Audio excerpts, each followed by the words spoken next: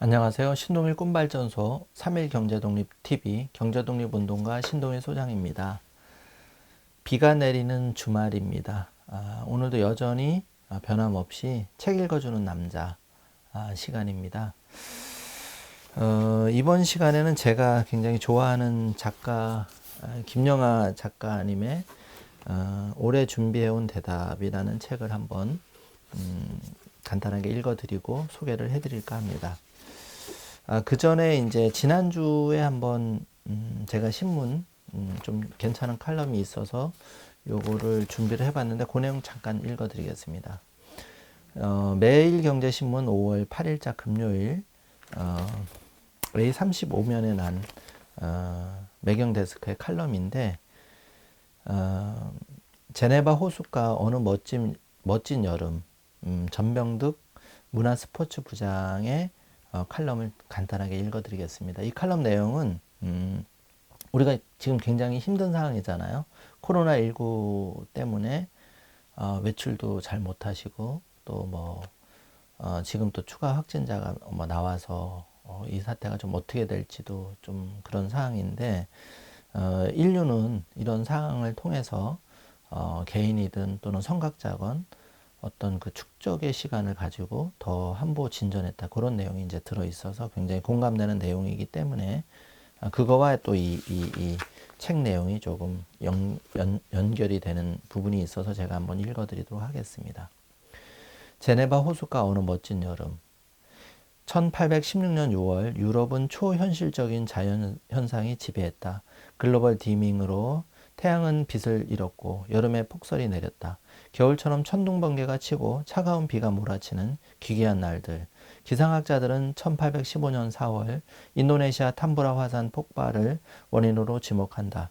나폴레옹 전쟁으로 황폐하고 음산한 기후마저 덮친 유럽의 여름은 그러나 문학사에 큰 선물을 안겨주었다. 제네바 호숫가, 디오다티 빌라, 영국의 두 낭만파 시인 바이런과 퍼시빗이 셀리는 이 별장에서 주치 존 폴리돌이 약혼자 메리 셀리와 함께 괴기스러운 여름을 보냈다. 폭풍 후에 며칠째 갇혀있던 그들은 음산한 분위기에 맞는 괴담으로 내기를 했다.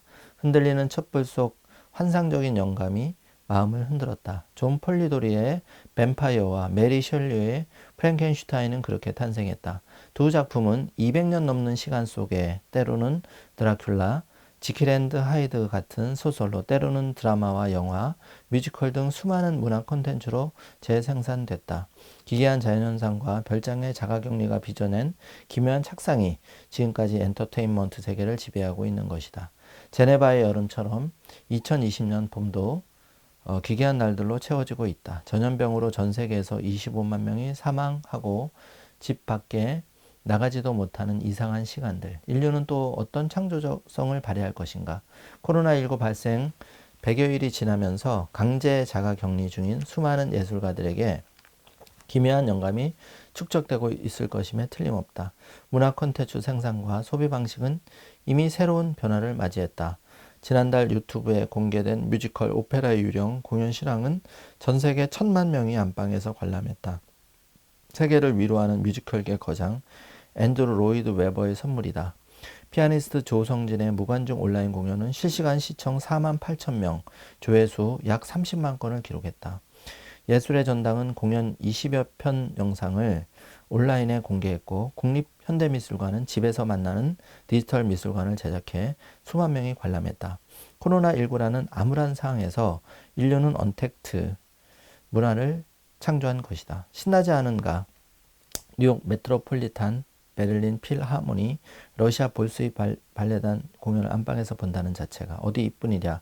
K-팝은 공연 영상으로 보기에 그치지 않고 온라인 전용 유료 공연이라는 비즈니스 모델을 개척했다.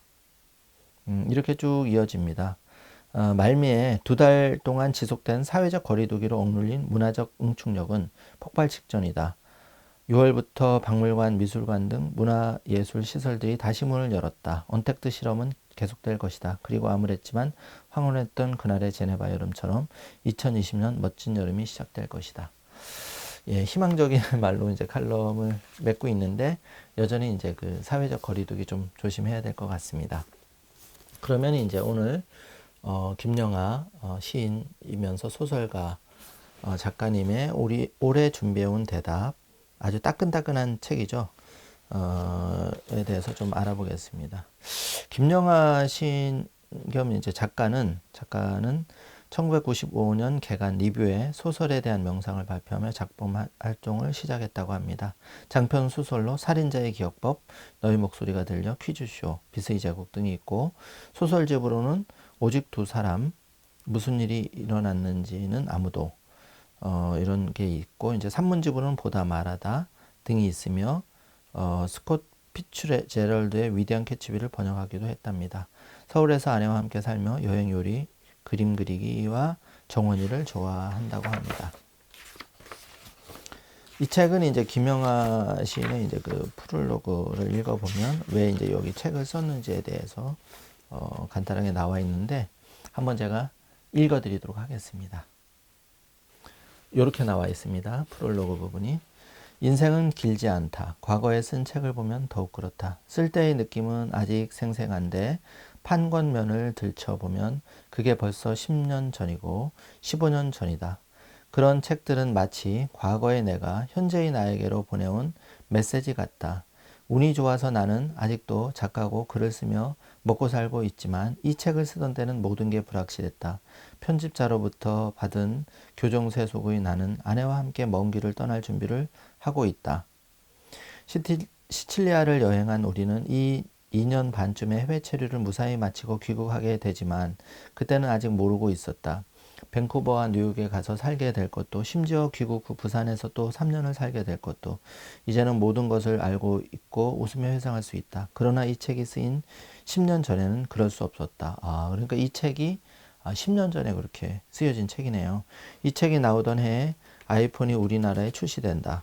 그러니까 이 여행은 스마트폰 이전 시대에 경험한 마지막 여행이라고 할 수 있다. 구글맵도 트립어드바이저도 호텔스닷컴도 없던 시절, 우리는 현지에 도착해 그날 밤에 묵은 호텔을 공중전화로 예약했다. 렌터카 조수석에 앉은 아내가 종이지도를 보며 길을 찾았다. 우리는 종종 이상한 길로 접어들어 헤맸고 일정에도 없던 곳에 가서 머물렀다. 스마트폰이 우리 삶의 일부가 된 지 10년, 이제는 길을 잃고 싶어도 잃을 수가 없다. 모든 것을 예약하고 유튜브로 미리 살펴보고 다른 여행자의 리뷰를 꼼꼼히 본다. 그래서 가끔은 생각지도 못한 곳으로 흘러들어가 놀라운 발견을 거듭하던 그 시절의 여행을 떠올리며 그리워한다. 그때는 스마트폰이 없었고 그리고 무엇보다 젊었다. 그래서 겁이 없었다. 몇 년 전 절판된 이후 꾸준히 이 책을 찾는 분들이 있다는 소식을 들었다. 새로운 장정과 편집으로 펴낼 수 있게 되어 기쁘다. 그 여행 이후 내 삶에는 큰 변화가 있었다. 이 땅을 떠나 오래 사는 첫 경험을 했고 요리를 즐기게 되었고 내가 어떤 사람인지 더 명확히 알게 되었다. 배수의 진을 친다는 느낌으로 결행한 여행이었지만 막상 떠나보니 여행 그 자체가 좋았다. 원고를 다시 읽다 보니 인생의 큰 변화가 막 시작되려는 순간의 여행. 그때 온갖 느낌이 그대로 되살아나는 것 같았다. 그 기분을 지금의 독자들과 나누고 싶었다. 개정판에는 원래의 판본에서 마지막 순간에 누락시켰던 한 꼭지, 즉 시칠리아에서 어설프게 해먹었던 현지 음식 요리법 같은 꼭지를 추가했다. 원고를 고치고 다듬다 어떤 문구에 눈길이 머물렀다. 10년 전에는 심상하게 지나쳤던 부분이었다. EBS 여행 프로그램 프로듀서가 나를 찾아와 어디로 여행하고 싶느냐고 묻고 나는 마치 오래 준비해온 대답처럼 시칠리아라고 대답하는 장면. 생각해보면 내 많은 여행이 그렇게 시작되었다. 어떤 나라나 도시를 마음에 두었다 한동안 잊어버린다. 그러다 문득 어떤 계기로 다시 그곳이 떠오른다. 그리고 정신을 차려보면 어느새 그곳에 가 있다. 그런 여행은 마치 예정된 운명의 실현처럼 느껴진다. 개정판의 제목이 바로 이 문구에서 나왔다. 내게는 과거에 내가 보내온 편지 같은 책이지만 어떤 독자에게는 미래의 자신에게 보내는 약속 같은 책이 될 수도 있지 않을까 희망해 본다. 이 책을 읽는 누군가는 언젠가 시칠리아로 떠나게 될 것이고 장담하건대 후회하지 않을 것이다. 2020년 4월 김영하. 요 마지막에 공감되는 말이네요. 이 책을 읽는 누군가는 언젠가 시칠리아로 떠나게 될 것이고 장담하건대 후회하지 않을 것이다. 정말 가고 싶습니다. 근데 지금 코로나19 때문에 손발이 다 묶여 있어서 몸도 묶여 있죠. 마음도 묶여 있죠. 마음이 묶여 있는 건 아니고, 이 책에 이제 목차는 이렇게 나와 있고, 글씨 좀 작지만 중간중간에 이렇게 아름다운 그림이 나와 있어서 굉장히 아주 이렇게 그림을 적재적소에 이렇게 아름다운 그림을 넣어서 굉장히 좀 읽기가 쉬울 것 같고, 책의 재질도 굉장히 이제 편한 재질로 되어 있습니다. 딱딱한 재질이 아니고 이렇게 아름다운 풍광 사진이 이제 곳곳에 되어 있어서 굉장히 좀 보시기 편할 것 같고요. 저도 뭐 유럽 여행 3번 뭐 몇 번 갔다 왔는데 많이 공감이 되는 내용이 있을 것 같아서 기대가 되고요. 뭐 나온 지 얼마 안 돼서 그런지 이렇게 이벤트로 500원인가 하니까 이렇게 또 주사위 놀이가 같이 왔어요. 그리고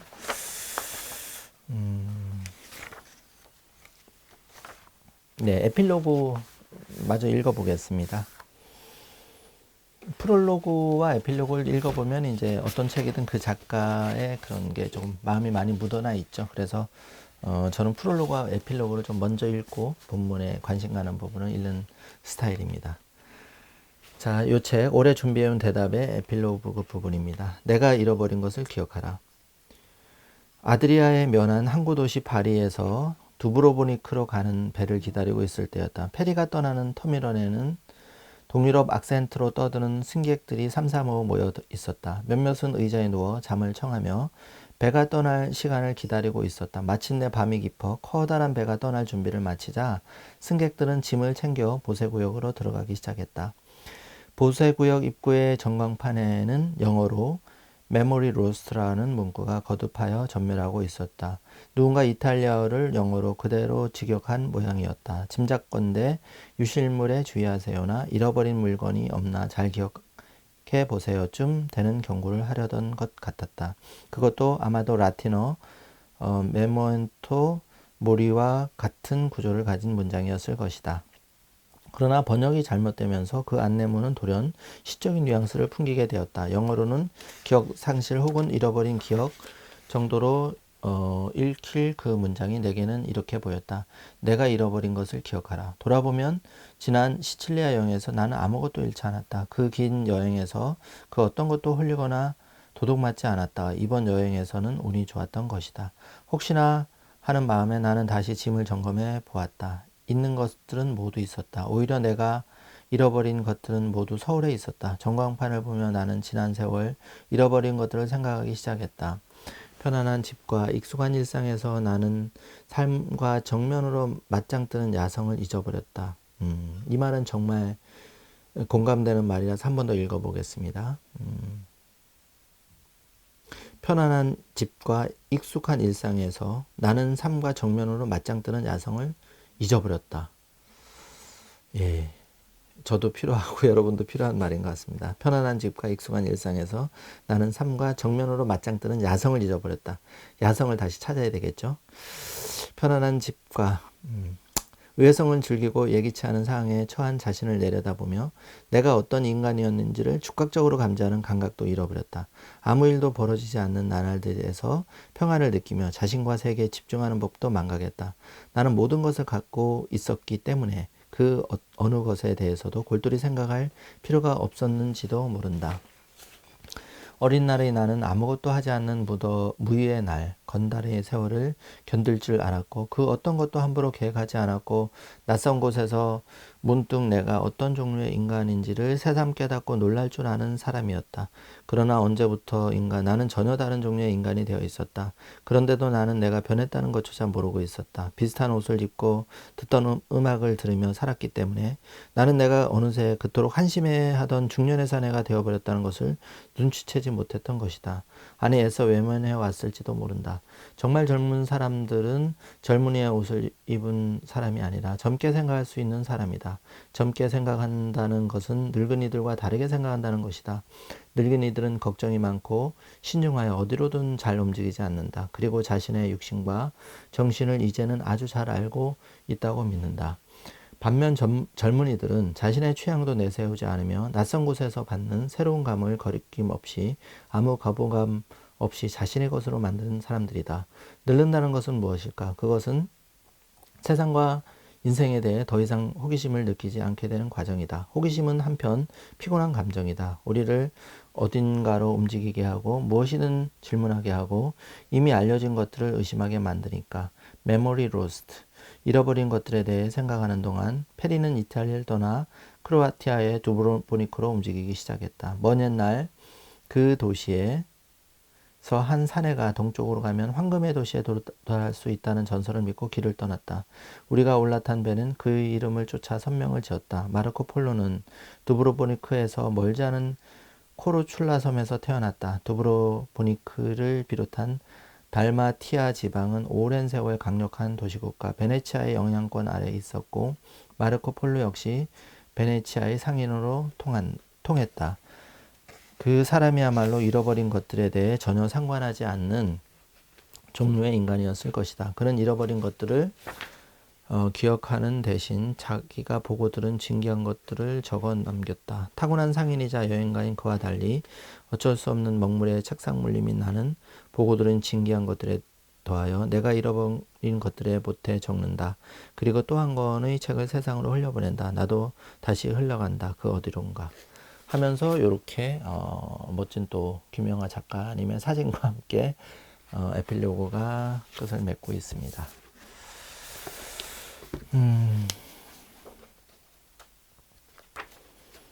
책 중간에 이렇게 이제 여러분 혹시 그 유럽 여행하시면 굉장히 이제 과일, 야채가 태양이 이제 풍부하다 보니까 이런 과일, 야채 가게가 있는데 이런 사진도 있고 굉장히 좀 중간중간에 흥미로운 그런 사진들, 읽기 편한 그런 책의 재질, 또 풍경 사진. 그래서 어떤 이제 40대, 50대 그런 이제 그 마음의 방황을 겪고 있는 분들한테 좀 좋은 책일 것 같고, 지금 이제 코로나 때문에 조금 집안에서 많이 있는 시간이 많은데 이럴 때 이제 한번 차분하게 읽어보면 많이 공감되는 그런 책일 것 같습니다.